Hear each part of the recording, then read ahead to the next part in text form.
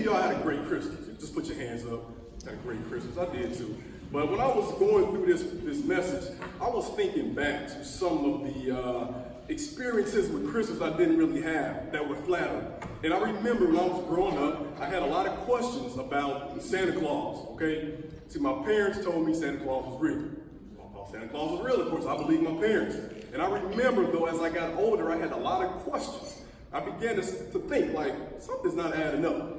For one, you telling me Santa Claus coming to the south side of Chicago with Christmas presents for me? Because I'm sorry, every picture I saw, the dude was white. I'm like, you gonna come to my hood? So I would ask my parents, like, yo, Santa Claus, he comes here?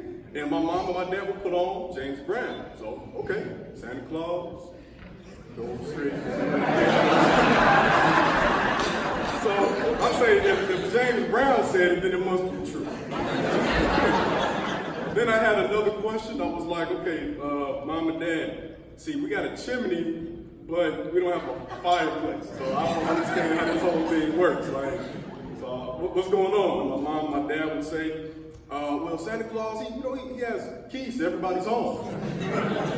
Okay, that makes sense. I mean, it's a little creepy, but hey, I figured it was something like we do in my district, right? We have an all-access key, so I figured it was something like that.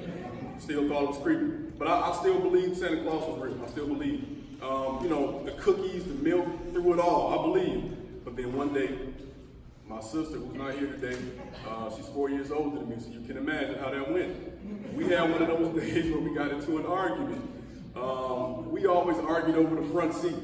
I wanted the front seat. She wanted the front seat. Who's gonna get the remote? I wanted the remote. She wanted the remote. But one day she got fed up, and we raced to the front. And I got the seat, right?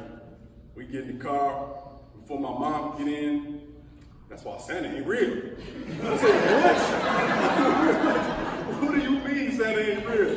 So I was in disbelief. I had some questions, okay, as you can probably understand. So my mom got in the car. I'm like, man, you got some explaining to do. And she came clean, and she told me Santa Claus wasn't real. But she was like, there was a person named St. Nicholas, So I became curious, and I was a very curious person. I always asked why growing up. So I just kept looking at that, and I just thought it was interesting how they took St. Nicholas and made it into Santa Claus. And I'm like, wow, that's interesting. So this guy who actually did something to serve his community and to feed children and give children gifts, they made an allegory of them. They made a fairy tale of them. And it's good and bad, because as you get older, it's like, you want to know the truth. And then I thought about Dr. King. And I remember growing up. And I felt like I was taught that Dr. King was Santa Claus. I'm going to tell you what I mean. When I was growing up, the only thing I was taught about Dr. King was he had a dream. Like, is that it? Dr. King had a dream. Dr. King had a dream. Dr. King gave speeches. And on the side, he would march sometimes. He moonlighted as a marcher. That's all I knew.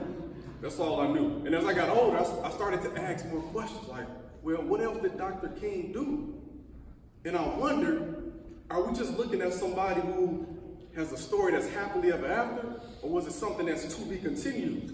So I began to question things, and I found out the truth.